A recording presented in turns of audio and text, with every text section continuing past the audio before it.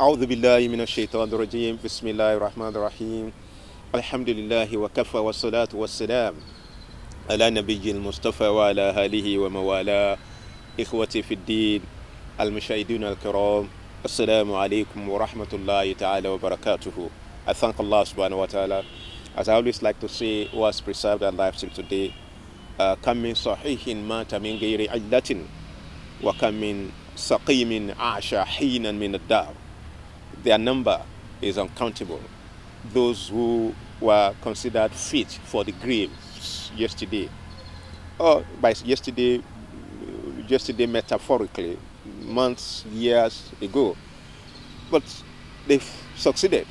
They, they were ransomed by their creator. They've been given life, more life to live. وَكَمْ صَحِيحٍ مَاتَ مِنْ غَيْرِ عِلَّةٍ. But we have many others who nobody ever dreamt that their death was near, but indeed, and eventually, they die before you know it. I thank Allah who has blessed us with life. Most importantly, I thank Allah subhanahu wa ta'ala for the blessing of Islam. I welcome you to this weekly program, Light of Islam, on this channel.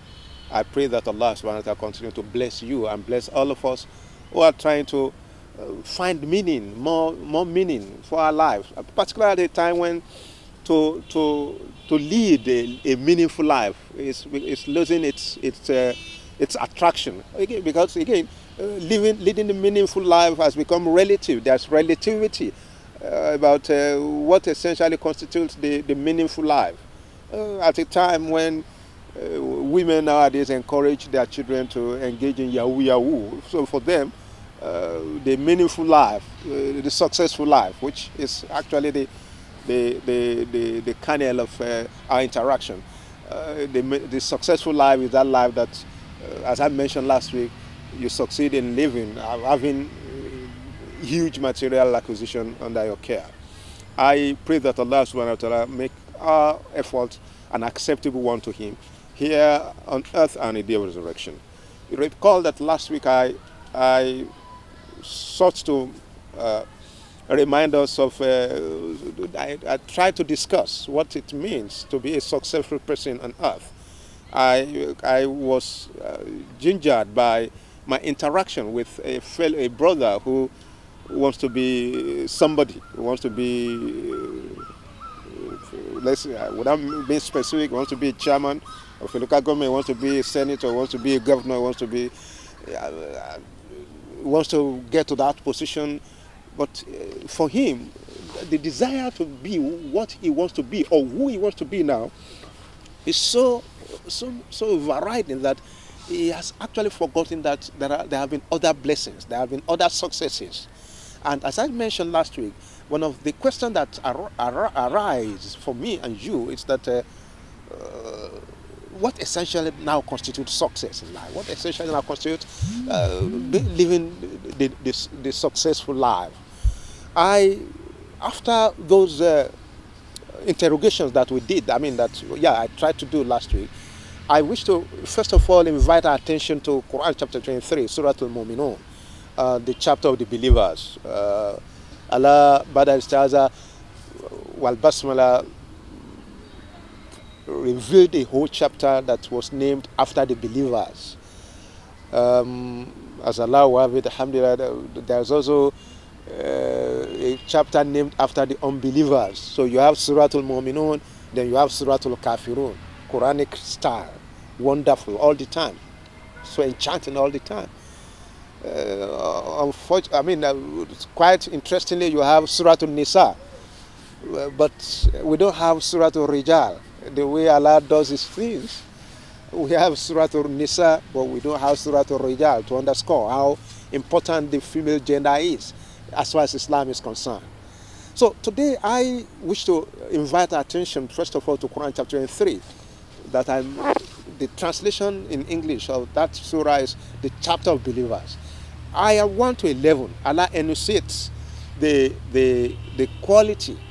In fact, the very first ayah says, "Ba'da al-isti'az wal basmala, qad aflaha al-mu'minun." The believers are successful. They have succeeded. So without even bothering to uh, begin to unpack, begin to read further the illustrations, the exemplifications of what defines success and who the successful are or is. As far as Allah is concerned in this chapter, we can stand with the very first ayah I've cited now, called Aflaha al-Mu'minun. We can say, okay, we can take this to the bank. We may not bother to now begin to read forward. As a believer, each time I read my Quran, and you recall that as a believer, you need to read the Quran every day. You need to read the Quran every day. But reading the Quran every day is incomplete without acting the Quran every day. So Allah says, "Qad aflaha al-mu'minun." The believers have succeeded. They are successful. So, in other words, the believer who would be successful is that believer who man shahida billah, whoever gives testimony that Allah is one, wa saddaqa shahada bil amal, then he gives practical illustration to that expression of faith with good action. Allah says, "Qad aflaha al-mu'minun." They've succeeded. They shall be successful. So we can use this ayah to invalidate all those notions of success and the successful that I discussed last week. That no matter how big the material acquisition could be, once Iman is absent from the heart of the big man, then it's a small man. Once no matter how big the car is, no matter how beautiful the car is, no matter how luxurious the car is, once the engine is bad, the car is useless. The engine in this instance is faith in the Almighty. The beautiful car could be you and me, beautiful woman. No matter how beautiful she is, in the absence of faith in Allah, oh my God, she's an entity who is a non-entity. She's of little value in the reckoning of the Almighty. Success for her would only be possible once she decides to do and to believe in Allah subhanahu wa ta'ala. Again, if you read the ayah that follows, Allah says, "Alladhina hum fi salati khashi'un." Success in life, spiritually speaking, will be a function of your preparedness 24/7 to follow the injunction of Allah subhanahu wa ta'ala, to do the bidding of Prophet Muhammad sallallahu alaihi wasallam. One way this can be manifested is الَّذِينَ هُمْ فِي صَلَاتِهِمْ خَاشِعُونَ.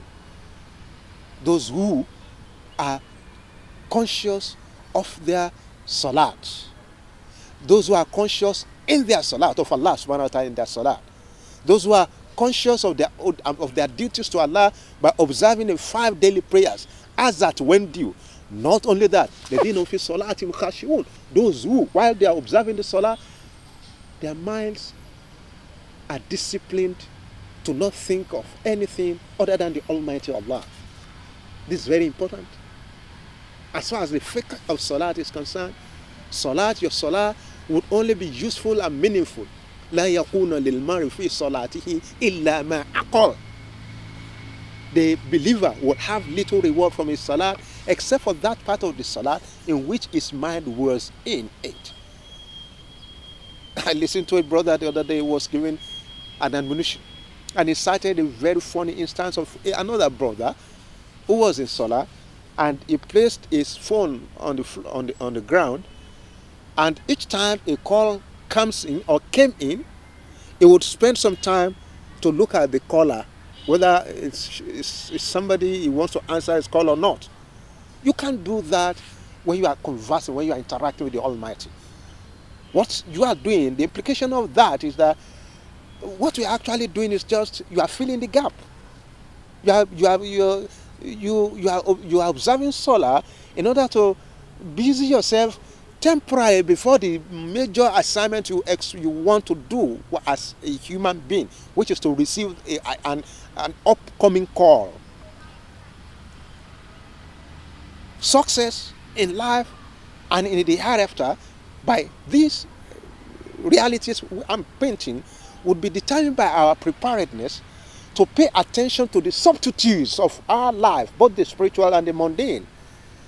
It will be determined by our preparedness to not trifle with matters that have great implication for our success here on earth and the day of resurrection.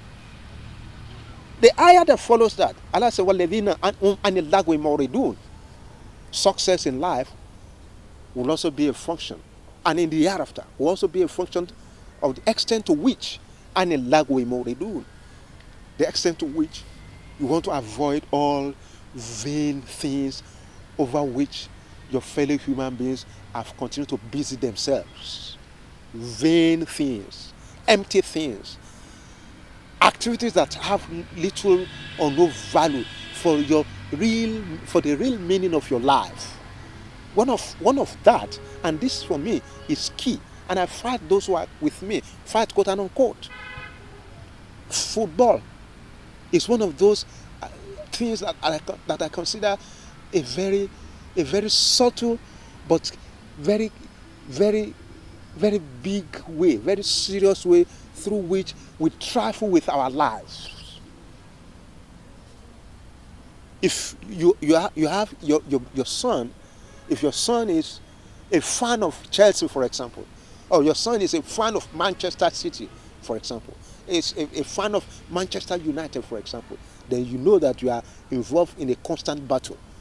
How do you assist him discover that watching football is one way by which one kills time, and he who kills time has killed life, quote and unquote. Man lam yarif haqiqat al-waqt. He who fails to discover the real meaning of life, faqad jahila haqiqat al-hayat. The person has lost the meaning. He has failed to grasp the real meaning of life. And that's why each time I talk to those, our younger ones in higher institutions, I always tell them, divide every day you wake up. Divide your life into 4. Your time, it's 24 hours, divide them into 4. Category number 1 should be for those things in your life that are both urgent and important. Number 2 are things in your life that are neither urgent nor important. Number 3 are things in your life that are urgent but not important. The last one are things in your life that are neither important nor urgent. If you create time and ponder this classification, then you begin to appreciate how important that is and how successful you become once you know how to manage, because to assist you manage your life the best way. Allah goes further in that same surah, Surah Al-Mu'minun. Allah says, وَالَّذِينَ هُمْ لِفُرُوجِهِمْ حَافِظُونَ.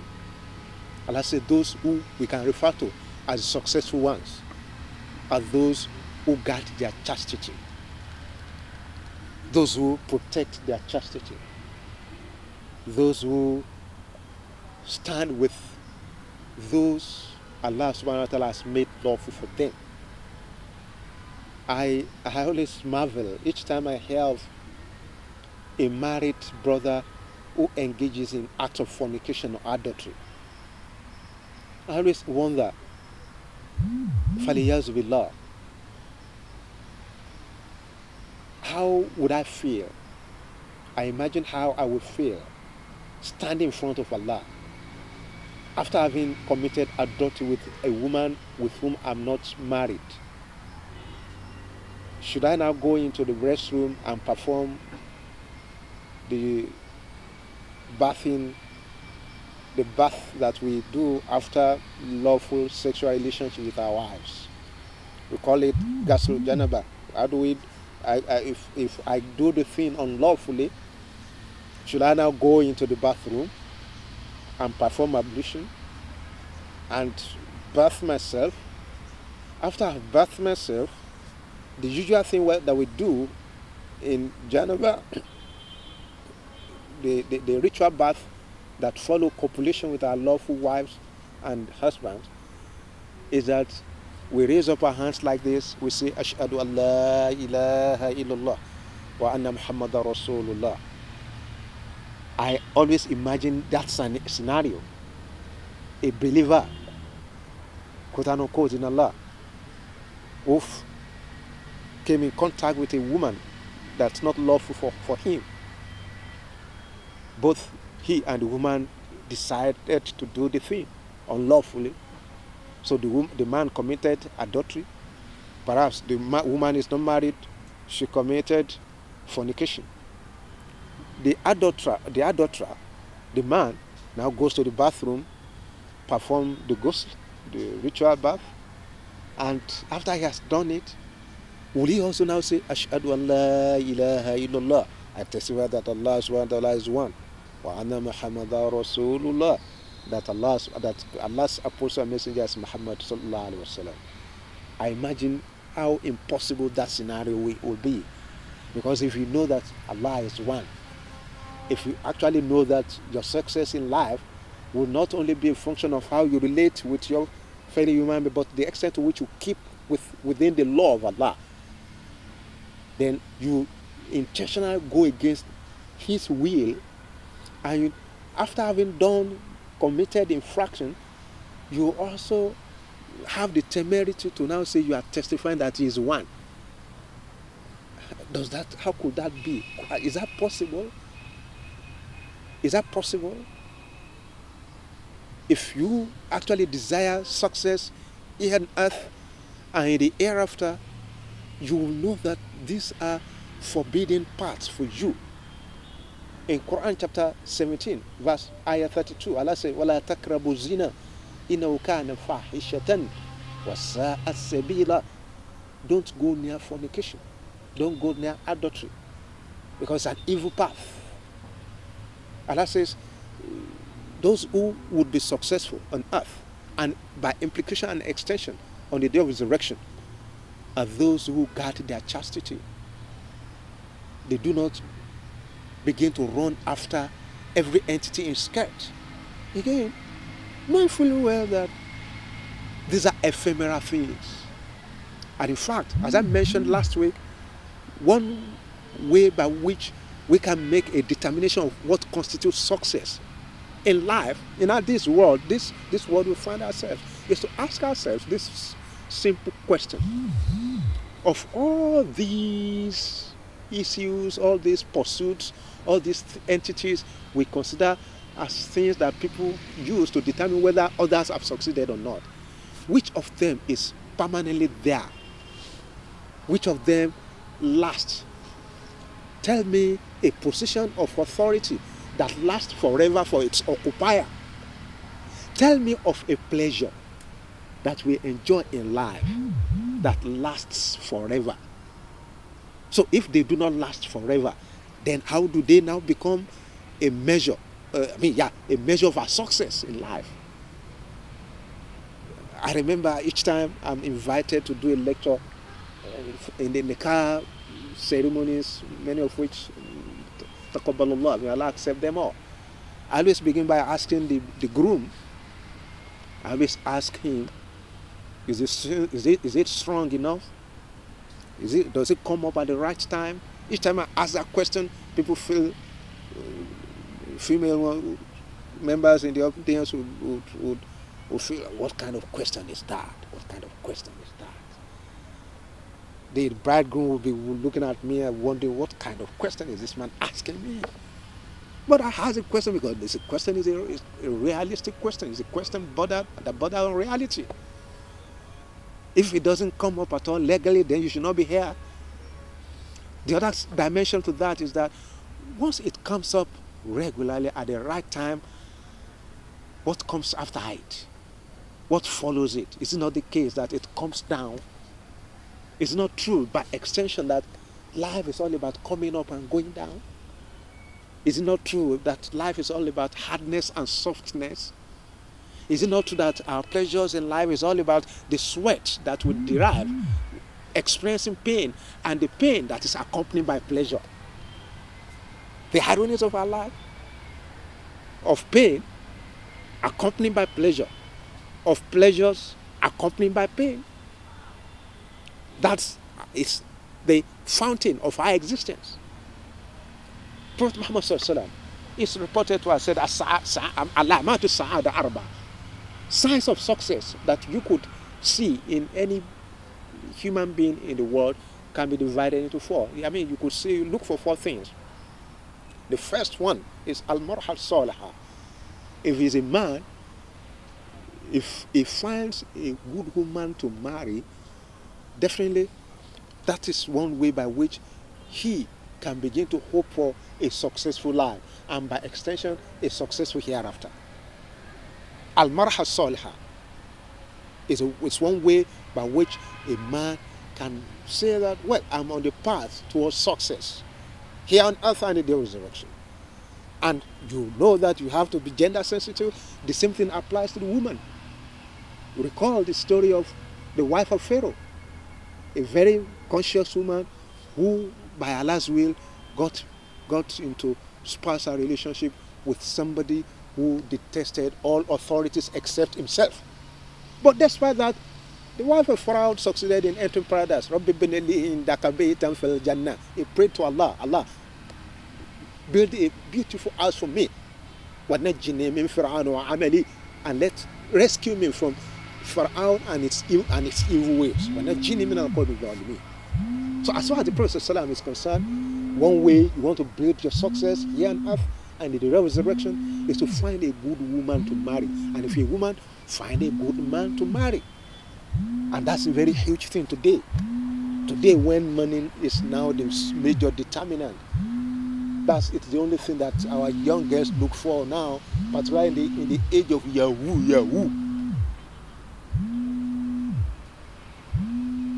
We put together a forum we refer to as Muslim Singles, and we've had very interesting encounters.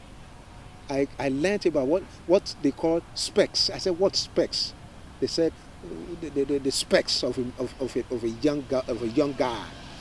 What a young Muslim lady will be looking for in the young Muslim boy, and they call it specs. Different languages.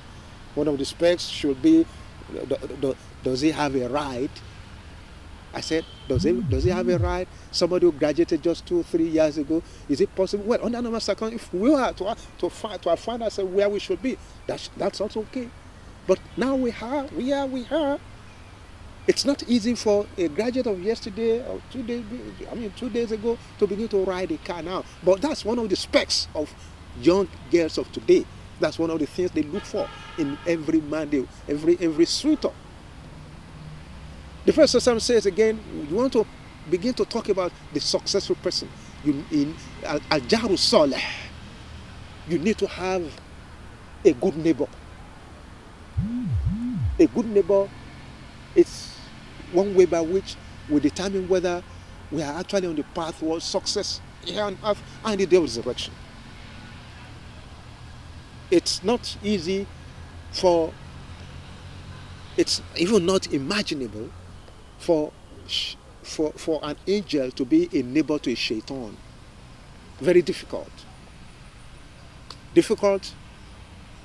But our reality today shows that some of the time that's what we have. If you are God conscious, you are leading a righteous life, unfortunately you have a neighbor whose soul has been sold to Beelzebub, then you know that you have to go the extra mile. So these are issues that we need to ponder as far as how we would want to navigate our life and pray that we become successful at the end of the day. We shall probably look for yet another opportunity to ventilate this topic more closely, because I have quite a lot of data here that I've not even begin to explore.